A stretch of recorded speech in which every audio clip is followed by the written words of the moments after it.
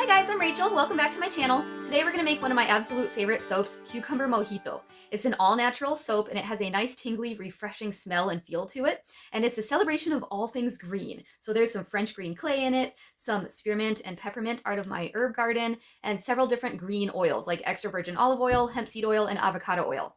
I do have a longer version of this lesson called Beginner Soap Making Lesson if you want to check that out. I've modified the recipe and technique just slightly since then, but everything else is almost the same. And I'm going to top it with some sliced up key limes that I dehydrated. I think that's everything, so let's go ahead and make some soap.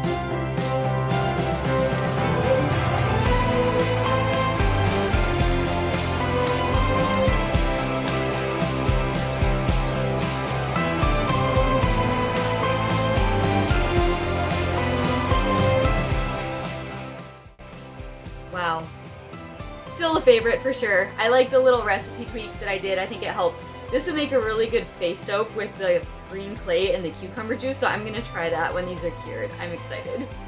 And I just wanted to say thank you to all of you for liking and subscribing. I really appreciate the support to help my channel grow. And I will see you guys in the next soapy adventure very soon.